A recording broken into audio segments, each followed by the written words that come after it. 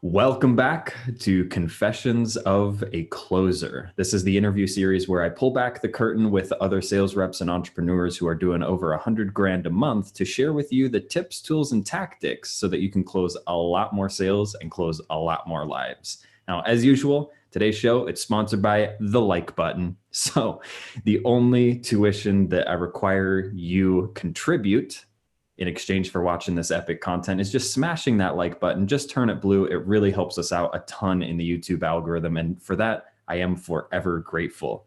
Now let's go ahead and get into today's episode. I'm stoked to be bringing on my friend Rahul Alim, owner of customcreatives.com, because I've had the pleasure of being interviewed in his epic Facebook group a couple times, but now we get to flip the script and put him in the spotlight. So super stoked to have you on here, brother. Thanks for joining me today. Thank you for having me. I'm excited for this one. Dude, me too. And just as a preface, as usual, these will be pretty much conversation style, but get your pad and your notes and your pen and paper ready, because there's going to be some good stuff dropped here. Now, before we get into the meat and potatoes of it, just so everyone has a background on you, Rahul, specifically, who do you help and how? Yeah, so there's two different types of target audiences that I have. I have a coaching business where I help younger entrepreneurs scale their digital marketing agency. Typically, people come to me around like under 10K and they want to scale it to 30K in the next 90 days. So I help them put the sales, the traffic systems, the scaling process all in place, even how to hire people. Because through my time, I've done this for about 16 years. I've hired and fired a lot of people in my time, and I've had a great time doing it. So it's all about the journey. We teach people how to start and build an agency that they actually love, not resent. And then with my agency side of things, because I'm in the weeds every day myself, it makes it more powerful on the coaching side. But on my agency side, we serve a lot of coaches, a lot of consultants, and help them grow and scale, whether it's their Facebook groups, their audiences, and help them sell more high ticket clients. Mm-hmm. And let me just say, Rahul, you are one of the few people that I've met that has the degree of success that you do, but is still so humble and can almost fly under the radar. Guys, if you have an agency that is in its infancy stages and you want to build it the right way, Rahul is absolutely your guy. Probably one of the biggest work ethics I've ever seen working in the online space, and it's a privilege to be connected with him. So we'll drop down the links below. What will they be to, Rahul? I know we want to get people in your Facebook group, that's for sure. Yeah. And as I go through this, like one of the links that you'll be able to receive is what I call my 7-figure funnel map. And this is the exact process that I follow myself when we run our own funnels. It's my exact presentation that I walk other clients through when I'm doing my screen shares and kind of just presenting. I really focus really on this one slide because I believe in simplicity, because so many people try to get fancy and complex, and that just shuts down people's brains. Then they can't make buying decisions. And then not only are you putting your agency in or your business in a hurtful spot, but you're doing that to the other side. They can actually choose not to do something to not grow their business, and then they can choose to go with somebody inferior to your service because of simplicity. So that I'll be giving away to you guys here for watching this. So smash that like button, subscribe to Grant's channels, wherever this is published. Dude, I want to hone in on that point, and thanks for the little shout for that YouTube algorithm. We love the like button here. Keeping things simple. You know, so many people's marketing seems to be geared towards complicating the problems so that they can, you know, obviously sell their solution. But then even in the process of doing so, they make their solution seem so complicated that they sabotage sales. So talk to me a little bit about this simplicity thing, because 16 years in the game, you've seen a lot, and I know you're friends with some of the greats. So where do you see people typically shoot themselves in the foot as far as complicating what doesn't need to be? I think they're not confident in their own positioning and what they're even selling. So they focus on things that sound fancy just to hear themselves speak. And that's what I hear a lot is like people talk about like pixels and retargeting and all this weird stuff, which is fine. It's part of the process, but it's not what your client is really interested in. What they're first interested in when they get on a call with you, they're interested to grow their business. They obviously reached out in some fashion, whether it was from a Facebook post or an advertisement or a referral. The whole process is just understanding them as a human, understanding what makes them tick, their decision making habits. Why are they on this call? What prompted them to make now the right timing for having this call? And just understanding where they really are, where they want to be, and what has truly been holding them back. And in order to get the right answers, you have to make them very comfortable, as if you're presenting to your own father, a loved one, a best friend. And that's really it. Because when we're on opposite sides of the table, then you're going to have tons and tons of friction. Then there's like, let me think it over. Let me talk to this miraculous partner that may or may not exist. I mean, there's a lot of objections, and ultimately that just means F off. I'm not going to be calling you back. It's just a delay tactic. They just got comfortable. But when you can tap into the conversation and really truly understand them, then everybody will be willing to open up, because that's why we're on the call, right? Because we're not on a call to say, hey, what do you cost? I mean, that ultimately is a factor of price, but absent of value, price is meaningless. So when we simplify things, the CEO of Kirkland, which is Costco, said it cost me so much money to make this place look this bad. But the what he was getting at was simplicity. Look how simple it is. You walk in the store, show a little membership card, you go around all the aisles and you pick up whatever you want. And it's not the prettiest place in the world. It's a big, ugly, abandoned warehouse looking place with boxes stacked up to the roof, but it's so simple to buy, and you're buying at a higher rate than going to a normal grocery store. So, I mean, I don't know about you, but I walk out with like $400 bills, but when I go to the grocery store, I might be under 100. It's because they made it so simple to get in and get out of their products. That is such a fantastic point. And I never thought of Costco as the example. My example, usually, if I'm explaining this, is In-N-Out Burger. Like, if I go to a place and there's 4 pages on the menu, for example, even when I finally decide on what I actually want to eat, there's this little voice in my head like, oh, but what if that other thing would have been better? But if you go to In-N-Out Burger, you got a couple choices. You got a single, you got a double, both without cheese, or animal style. You want fries or not? Very simple. It's so easy to make those decisions. And this is something that I think if you can grasp, it's going to make all the difference. People love to buy, but they hate being sold to. And if you overcomplicate this process in an attempt to sell really well, you miss out on the most important thing, which is creating a good buying experience for your customers, just like Costco. Yeah, absolutely. And like In-N-Out Burger, it's definitely not the best burgers in the world. They're definitely tasty, but it makes it so easy because then they have that line flow, because it's just easy to order. It's easy to get people through the line. And like you mentioned in reference, like a deli menu. I mean, that's like pages and pages. I mean, before you even order, it's like the waitress must have come by, or waiter must have come by like 2 or 3 times saying, hey, you guys ready? And it's like, oh, well, we got caught up in conversation and we're on page 2 of 30. So I definitely understand that when you complicate people's buying behavior, it, number one, it makes them hard to order. Number two, it also gives that voice of regret. But then also the customer loyalty could be already sacrificed right at the point of purchase, because then they might be like, hey, that was complex, I don't know if I made the right decision. So in our world, in marketing world or coaching world, that could be buyer's remorse. That could be lack of them engaging full out, because the front end was just not perfect for them. It just has some sort of stigma where like, shoot, I'll do it now, but I'm not all in yet. And that's why we want to simplify everything, so everybody's buyer behavior gives a commitment, so the real purchase happens on the onboarding. Like, I call our onboarding the Disneyland Experience, because that's really where the sale takes place. It's not where the money exchanged hands and the credit card goes through and the contract signed. It's that moment of clarity that they made the right decision, so then they can take that whatever, the monkey off their back, and they just take that gorilla off their back or whatever it is, and they feel really confident. They feel really good that saying, hey, even though I'm not talking to Rahul, I'm not talking to the salesperson, I'm now talking to delivery.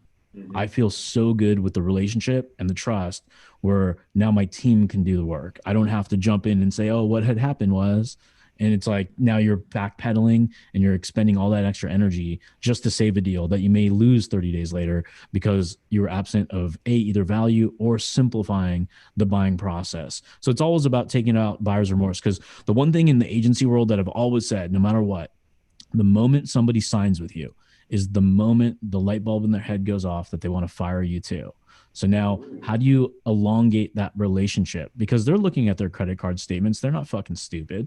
They know exactly when they're going to be billed. They know the day before that they can put an alarm on their calendar and say, hey, don't bill me in the next 2 hours. So those are all things that happen in our world. We all have experienced it and we all will continue. But when you have that quote unquote Disneyland experience where you can articulate things the way they can actually understand it, then everybody wins. Because some of our clients are super complex. They know Google Analytics, they know Google Tag Manager. We'll talk to them in their language that they want to be talked to. And then other people are less sophisticated where they're just like, hey, I'm happy to pay all the money. That's not my issue. I just want more money out of it and make me a lot. And we just talk to them in the language that they are engaging with. So we just adapt to our environment and meet them exactly where they are. Mm. So you just brought up two really important things. And that's one, like meeting people where they're at and being able to communicate in their language. Huge. But you also said something that, and I want to dive into that. So stick around because we will. But what you said first, the Disneyland experience, because the moment that someone hires you, they're already thinking about firing you. This is something that I don't see talked about much. And so I want to kind of pick your brain a little bit on that if I could. Because this is really at the crux, increasing your lifetime client value.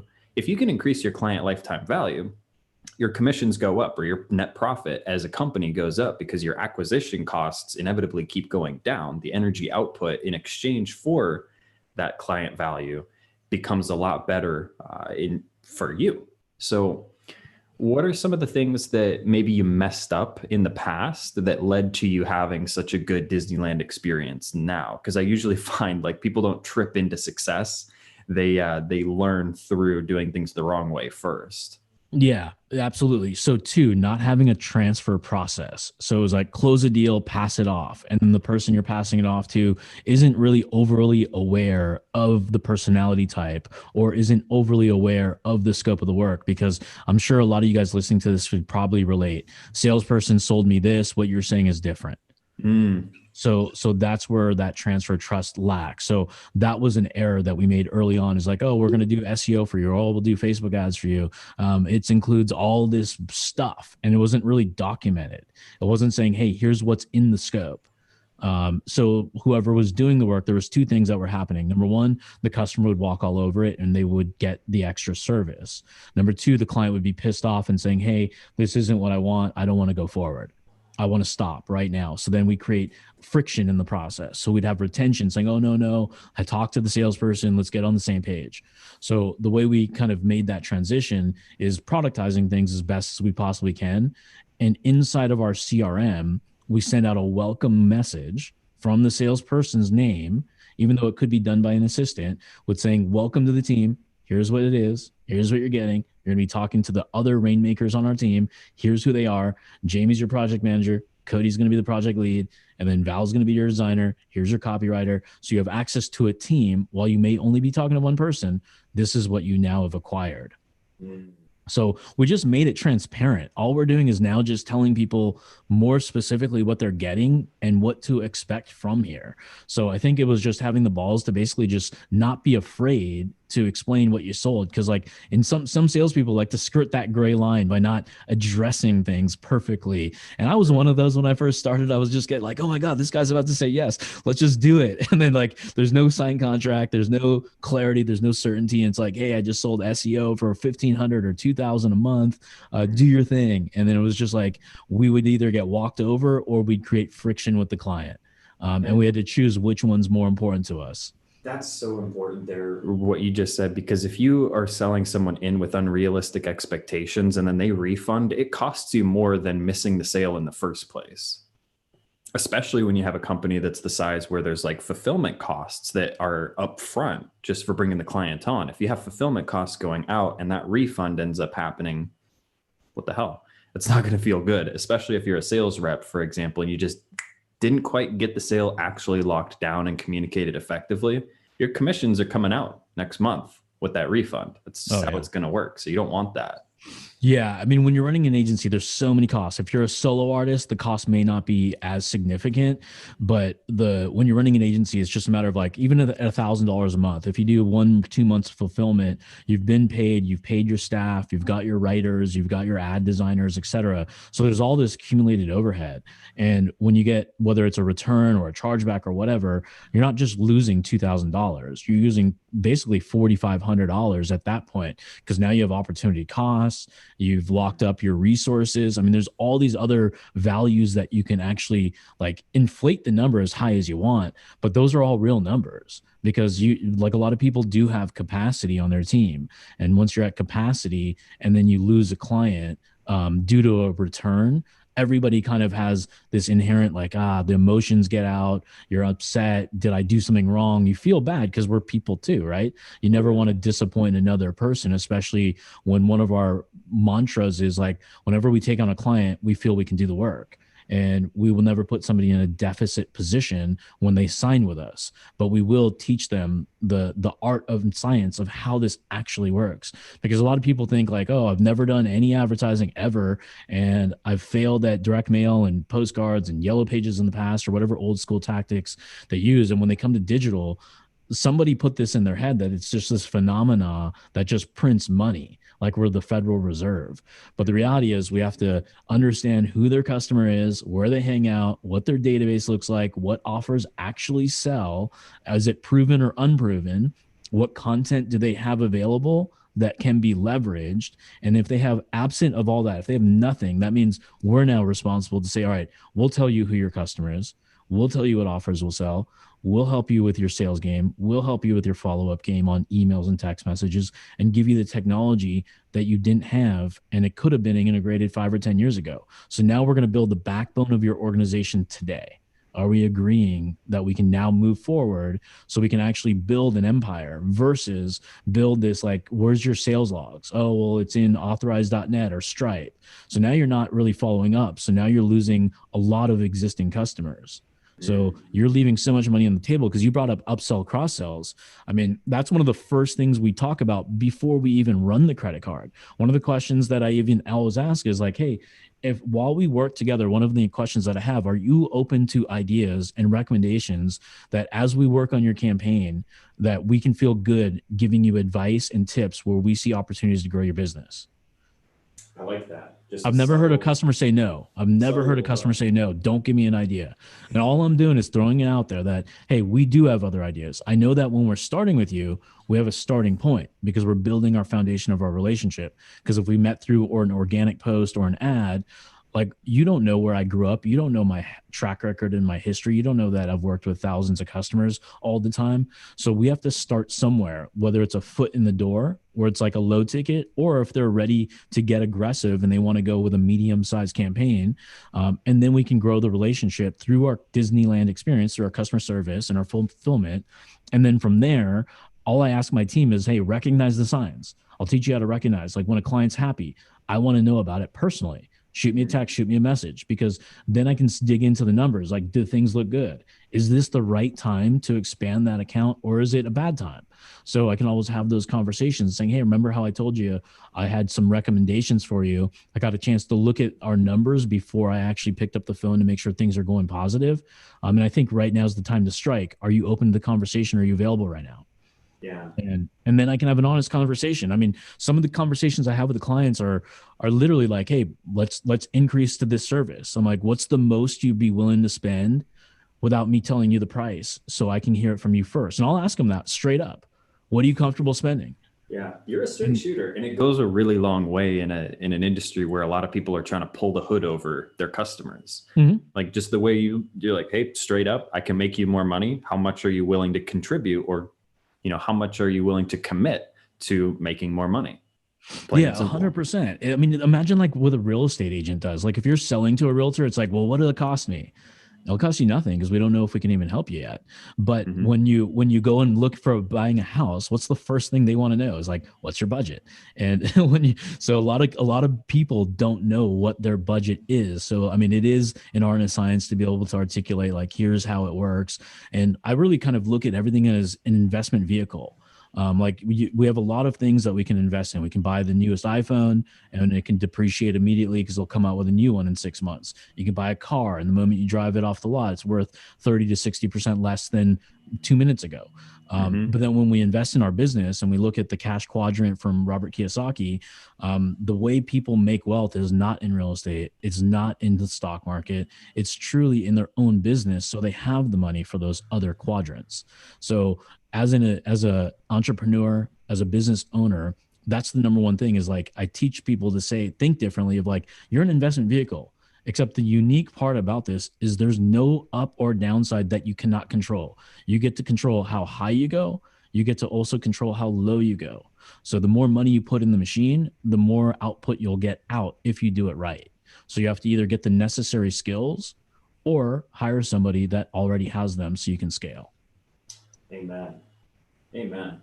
So I want to put a quick bow on the the Disneyland Experience, because I like how you do it with the email so that it's crystal clear expectations from the start. The way that we do it with one of my sales teams, where we help online personal trainers go full-time, scale up to multiple 6 and 7 figures. When someone signs up, our sales rep will actually create a group messenger chat on Facebook, just specifically for the new client. And they'll send a welcome video. That's something to the tune of, hey, welcome to High Impact Coach Rockstar. Super excited to help blow up your business over the next 4 months. Here is where you can meet your full coaching staff that'll support you every step of the way. So go ahead and check off the onboarding steps linked below. And then that thing below is really just a Google document, but it has crystal clear step by step exactly what to expect and how to get started. And then the last thing that I forgot to mention, and it was on the topic, like you said earlier, about seeding future sales. We'll seed referrals right from the start. Like, super excited to support you and anyone else that you send our way over these next 4 months. So it's a tiny little thing right there, but then come their first big win, like you were saying, hey, I want to be texted each time, right? So you can have a pulse on the lifeblood of the business. Because we've seeded referral on the front end, now when they have their first big win, then it's a really easy direct referral request. Like, hey, I'm so excited for you. Out of curiosity, who else do you know that would love to experience this process with you? And we get a lot of referrals just from that. So the key being, like Rahul said, a Disneyland experience on the front end. Because this is second nature for what we do, I kind of forget how important that really is for new sales reps and new entrepreneurs, because that can dramatically reduce your refund rate, increase your upsell and cross-sell rate, and generate referrals. And it's so simple to implement. 100%. And then you can also have the tougher conversations when there's tough times, because there's going to be times where things don't go the way we anticipated. That's inevitable. I mean, coronavirus is an example. For many businesses, they got wiped out. It was shock and awe. It was a snapshot in time that hopefully we'll never see again. But a lot of people didn't know how to make the transition. They were so reliant on some of their bad habits that now got exposed, where they had to transition. So I think you can have more difficult conversations when you have a very transparent process where they can look at you as a trusted advisor in addition to the vendor. Because one of the things I like to explain to our clients is that we're not their vendor-vendee relationship. We're now their partner. We're now on the same team. It's like Kobe and Shaq. We're a 1-2 duo. We got to win championships together. And part of that is communication. If you bottle something up, I don't know that. I don't read minds personally.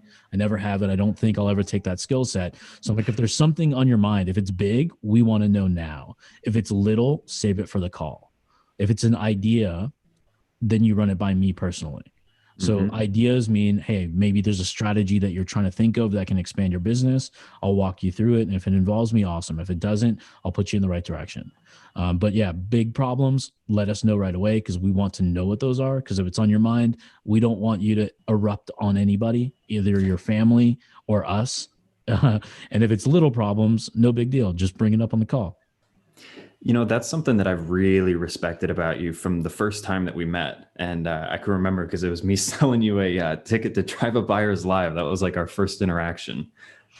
You are so just direct, transparent, honest, and like what you see is what you get.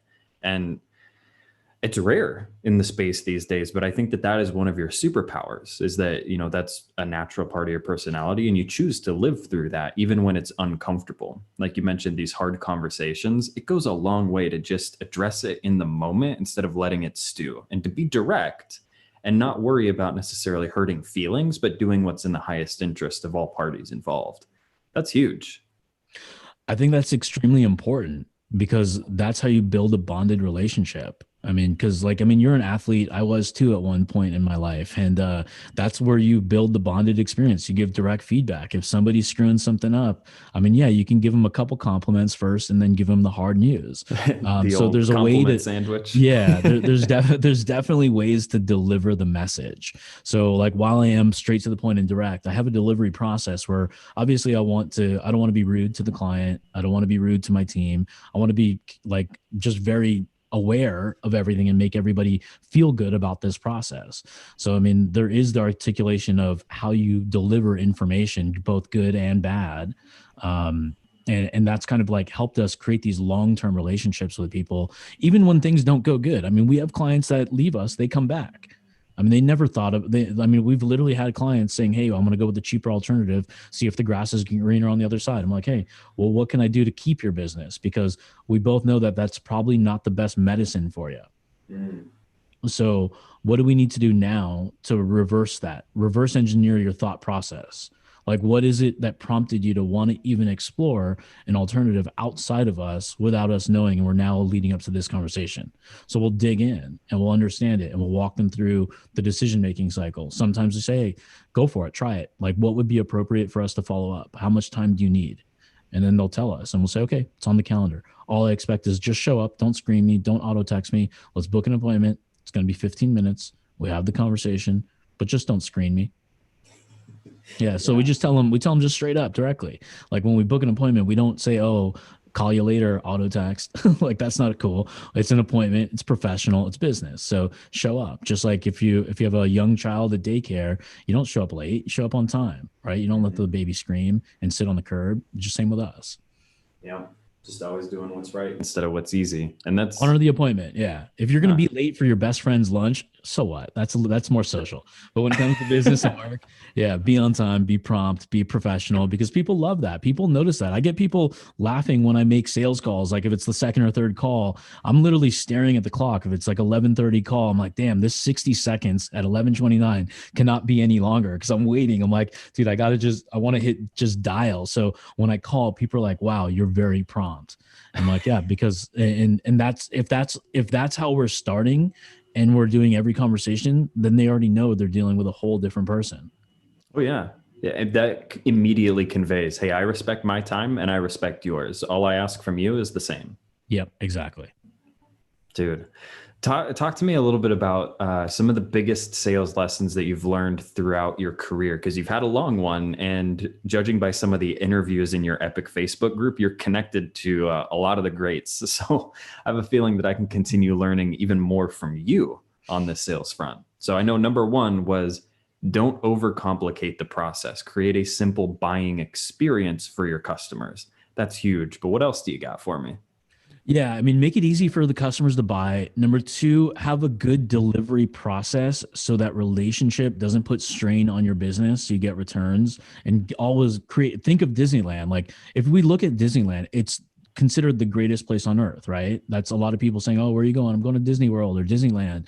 But when you get there, everything's like 10 times more in price. The lines are a mile long, so you can't even get on it, but still they have this amazing experience. So while the process and the product doesn't have to be the greatest in the world, the experience does. So there's two values that I talk to with my team is the actual value, the results that they get from working with us.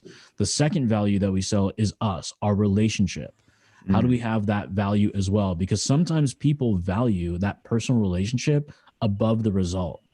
And other people only want the result. And some people, when you have both, then you're bulletproof. You're hard to fire. You're easy to give recommendations. People will now look at you as the trusted advisor. And one sign to recognize, when a client calls you and asks you for tips and advice that's totally off topic on what you do, you now are a trusted advisor. They trust you more than their own sphere of influence when they're coming to you as a stranger because you're not living with them, you don't know them very well, and they're asking you questions about whether a tax strategy or an investment opportunity or just things that are off the wall. Then you know you're an advisor, somebody that they like. So you got to recognize those signs. And let's pause on that real quick, because this is this transfer of trust that a lot of newer entrepreneurs and sales reps don't recognize happens in the context of both sales calls as well as once the coaching relationship is already started. So, Rahul, I have my own, hypotheses, of course, behind this, but what do you think contributes to creating an environment where the prospect or the customer is able to truly transfer that trust and do like what you just said, rely on you even more than their other spheres of influence? I think it comes through practice and understanding your craft of what you're selling really, really well. So when they hear it, they actually receive it. It's not commoditized for once in their life, because everybody is commoditized. And everything, it's like, oh, you do Facebook ads, oh, you do fitness, I can go to 24 Hour Fitness. Once you decommoditize the process, that you're not a fitness trainer, you're a life coach. You allow people to live beyond 4,000 weeks. You allow people to have the highest peak energy from 6 a.m. to 6 p.m. You allow people to love their relationships rather than being annoyed and being in a bad mood and feeling fat all the time, right? So you change confidence. So each person, they don't hear that. All they say is, oh, $149 a month for 24-hour fucking fitness, that's expensive. Oh, $50 for a session. But when they're willing to pay 10, 20 grand for the year or 6 months or 3 months or whatever it is, it's because they need to be commoditized. And once you decommoditize things and you contrast things in their brain that they've never heard before, then they look at you already as the trusted advisor. And we all feel that way when we hear somebody that we hear on stage, or we hear Tony Robbins or whatever. You're like, oh my God, this guy just told me something from a whole different dimension. And then you're already the trusted advisor. They may not hire you right away, but you already are on that path to gain their love, their respect. And then when they make that hiring moment and they don't choose you, they are thinking about you. And when they made a mistake, guess who that next call is? It's you. Rahul, I fucked up, bro. Help. Yeah. Yeah. I mean, that's happened so many times with us, because we're not going to be the most expensive. We're not going to be the cheapest. We'll be somewhere in the middle, but we provide a lot of value. So I mean, that's really kind of where our pricing standpoint is in the marketplace, is that's what we explain to people. It's like, yeah, I mean, you can go on Craigslist and find some things for really, really inexpensive, but then what are you really getting? Like, are you truly trying to solve the problem, or do you just want to get some sort of arbitrary solution to see if it will miraculously work? Because that's why the people on Craigslist are on Craigslist. They're looking for rent money. They're not looking to provide a solution. They're looking to pay for a nice meal and then go broke again after that meal. Yeah. Dude, we get to drill into this for a second, because I love your answer to the whole, like, how do we create a dynamic for transfer of trust? And that was, on the surface, what I heard is more like showing that you're an expert in your space. But what I think is underlying that you're doing, that we also teach, it's called the authority matrix, for being able to position online personal trainers as unique in their marketplace so they can command whatever rates they want. It's being able to reframe how your prospect thinks about their problem. Essentially introducing what seems like a new problem into their awareness, where your solution addresses the new problem. And if you can get them to buy into that, that's where you're a real influencer.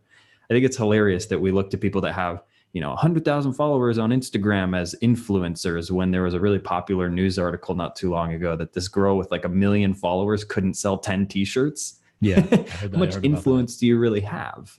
Right. Influence comes from being able to help people actually shift their thought processes. And, while we could like dive super deep into that, if you're just able to help your prospects see, or your customers see the world differently, then naturally, of course, they're going to go with you and they're going to stick with you because they respect your opinion as a thought leader. Now, 100%, 100%. Yeah, I mean, you have to expand the gaps of where they're even thinking, and that contrast is so important because there are so many hidden gaps in a business. People don't really think about, like, when you're like, a lot of people, like, let's say in my world, they're like running Facebook ads. I'm not running Facebook ads. I'm building a strategy that has momentum for a legacy business, and I'm talking about, like, what's your exit strategy?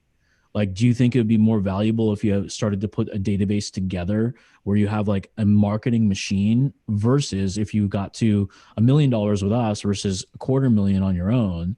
What do you think would be more valuable? Like, when somebody buys, would they buy the business with a database or buy a business with no database? Because then they can truly grow it. Then they can actually acquire you. Then they can take on that momentum and that authority you built, because now they have a list. They have a text list. They have a messenger list. They have a Facebook engaged following. They have emails. They have all this stuff now that they can instantly monetize the business. So it's just important that we look at, like, the value of what their website or their business would be if they had a marketing machine behind it, because then they can command a higher exit price. They can command stake into the business without doing any of the work and also exit at a higher price. So I kind of take people down a little bit of a future loop as well, is that where do they think would be more valuable for their business? mm, and even if they were to never sell, when you refer to a marketing machine, my brain goes to systems. If you have systems, then you can offload a lot of the responsibility and the work of your business, even if you don't plan to sell. But if you do plan to sell, you damn sure better not have it built 100% on your work ethic, because when you leave, that goes with it. And Yeah, so, what is the business then? totally. And as an entrepreneur, we have creative brains for the most part, and it's hard for us to articulate what we want somebody else to do for us. So it's like, I forgot who made up the saying, but it's a stupid saying. Like, if you want to do something right, you got to do it yourself. I think if you want to do something right, you got to delegate it right, and you got to get yourself out of your way. So I mean, a lot of the things, like, like, you just have to look at, like, who has the strengths and weaknesses, and then give them their strengths. And then if you want to grow their weaknesses, part of our mantra is, like, learn on your own. We value that. If you don't value your own growth, then how can we? Because I'm not willing to pay you for a skill that you should already have. Or if you want to acquire, I'll buy the programs for you. I'll train you personally, but it has to be on off hours. But when I hire you, I want to hire for a strength, just like in a sports team, right? They're hiring, like, offensive linemen so Tom Brady could be the GOAT at 43, 44 years old. They're aligning the power players for those positions. Same thing in a marketing company or an agency, a business for that matter. When we give people tasks, whether if it's low level, like assistants or virtual assistants, we have to assembly line them. We have to say, here's task one, but you're going to be responsible for 7 total tasks. Get task 1 right, demonstrate it. Task 2 right, demonstrate it. Task 3, 4, 5. And then from us as the agency or the business owner, we have to empower them with the tools and resources to be able to get to the end goal, because that's our job. We have to empower the team. And if we don't empower the team, they're going to constantly screw it up. I mean, we shouldn't expect anything different. It's just coaching without a coach, right? Yeah. So that, because they don't mind read just like what we don't, right? So they have to be also taught, because it just depends. If you're going to get an A player, they can take on A player roles. If you're going to get a C player, which are important people in the team that you pay less money, they're going to do a lot more grunt work.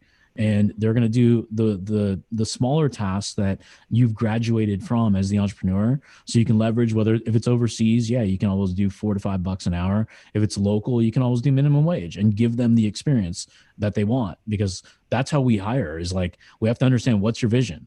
Where are you at now? Where do you want to be? What's been holding you back? Same thing in a sales process. And we'll say, look, based on what you told me, like, we wouldn't be against giving you a position. We'd probably want to give you a little bit of a test first. Intern with us for 2 weeks, 3 weeks. You're not going to get paid for this, but you're going to learn a ton. Some things that you, like, in the next 3 weeks, you'll probably learn more than you did in 4 weeks in college.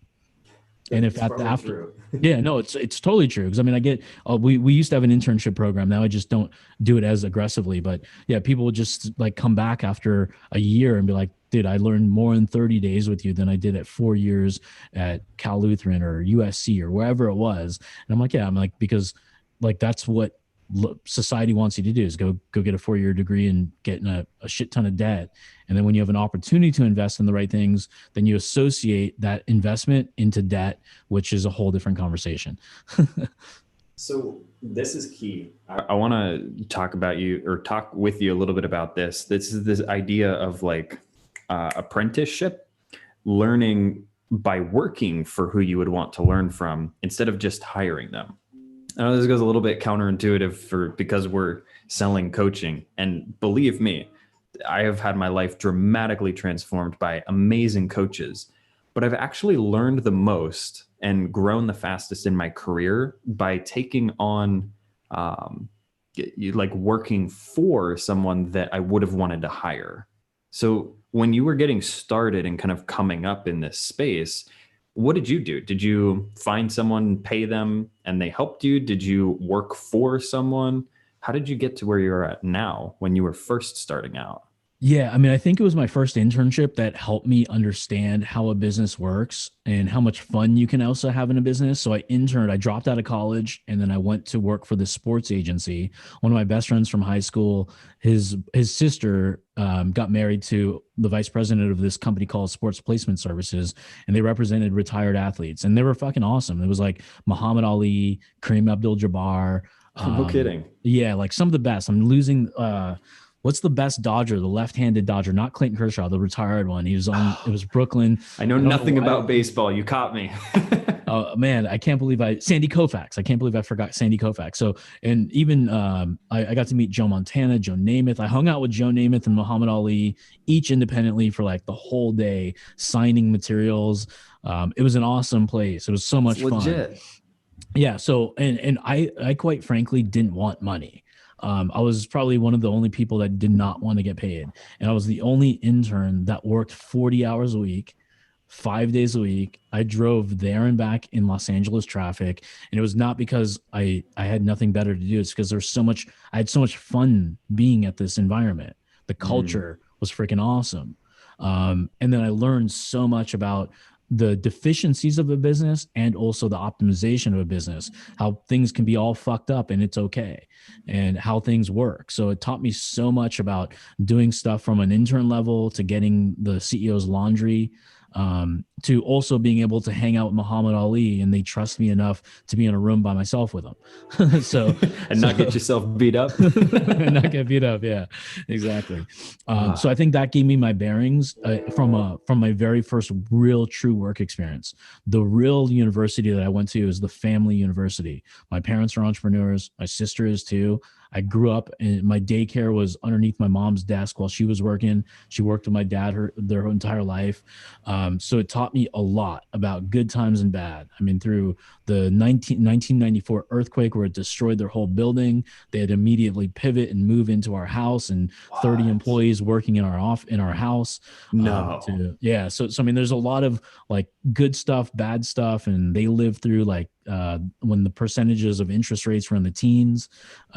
So they've seen a lot more. So I think I learned a lot by just being part of my own family. And being able to go, like a treat was me going to my dad's meeting and being able to sit at the boardroom or the tables of all these cool people. I didn't know what they were even talking about, but somewhere subliminally it sat in my head when I was able to trigger those experiences in my 20s that they all came back. So I didn't recognize it until I decided that I was going to be an entrepreneur. And that's kind of what helped guide my brainwaves and my thought process today. It's funny. I've known you for almost 2 years now, I want to say, and I didn't realize how far back your entrepreneurship journey went. It's super clear now, understanding that, because you obviously live, eat, and breathe entrepreneurship more so than most people I know. So I feel really confident that any new agency owner that comes under your wing is in exactly the right place. So just with the interest of time in mind, let's go ahead and wrap this up with share a little bit about your 7-figure map, who it's for, and what they can expect when they go right down below in the description and click that link to download it. Well, this is going to be twofold because like I explained this one PDF file. Literally, this is my presentation. So when I have a client that wants to work with me, I take them through this exact process. And then I teach this same exact thing in my coaching business where I coach agencies how to present the way I present. I give them a Ooh. video, I give them the PDF, I allow them to rebrand it when they're in our program. So it's going to help both sides, like both the people you sell to, which is coaches and consultants for us, and we work with other local businesses, but also from the digital marketers out there that want to grow and scale their business. This gives you that simplicity, and it also shows you're organized and you can command the respect and attention of the end person, so they actually pay attention to you versus you to death. And that's when you know you've lost the sales, and totally get it. When there's no questions on a call, there's two things that happen: either you did something so bad that they didn't pay attention, or they truly actually are like, shit, like this was so well articulated. But it's rarely the latter. It's usually the former. Yeah, right. Exactly. For the most part. But yeah, this will help both sides of the equation, because the whole goal of sharing this PDF is to make it simple for you, make it an easier way. You don't have to get all decked out. Like I've been doing this for 16 years. I probably have 40 or 50 awesome decks that would blow people's minds. I don't bring them up. And when I do, people can see there's like 50 slides in my deck. And all of a sudden, it's like, I'm only going to focus on this one slide. It's the most important thing we can do. Let's maximize our time. I don't need to take them through all that song and dance anymore. I just literally simplify it, like the in and out menu you mentioned, and explain to them what's going to happen in the future if they work with us, and also what will happen in the future if they do nothing. That's huge. The cost of inaction, just making it crystal clear. Hey, it's totally your choice. I just want you to do what's in your highest interest. Here are the two pathways. Which would you prefer? Absolutely. Well, dude, I really appreciate you coming on here. This has been super fun. And if you, for some crazy reason, have not yet smashed that like button in appreciation for Rahul just dropping golden nuggets on you, come on. That's the only tuition that we require as a result of taking in this awesome stuff. So just smash the like button. I appreciate it. Thank you so much. And Rahul, anything you want to leave our viewers with? One last nugget? I mean, you got to be passionate about what you do. And I hate to sound cliche, but love what you do. You got options. I mean, and if you need help, go get help. That's the best way to make a monumental shift in your mindset, in your business, because if you want to go fast, you can go alone. If you want to go very far, we all go together. Yeah, there's no valor in unnecessary suffering. The only reason you feel unsupported is because you're not accepting the support that's already right in front of you. And last one, asking for support is not weak, it's smart.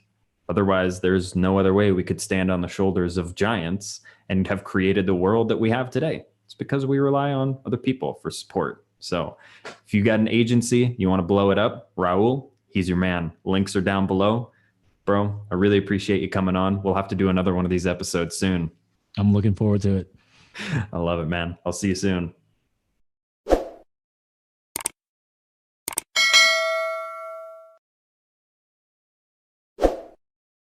If you liked that video, just wait till you see the next one. And if you haven't already, go right down below me and hit subscribe.